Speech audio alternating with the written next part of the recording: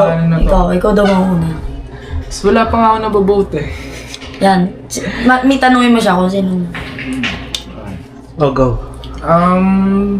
Yung 1 point ko guys, bibigay ko kay Bebang para i-save siya. Then 4 points ko naman para kay...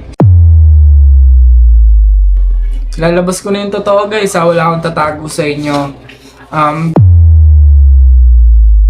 Kala ngayon kasi nga, parang ganito. Pero, ang sasabihin ko sa inyo ngayon, yung naaalala ko lang, yun na nga, di ba, umamin siya sa akin.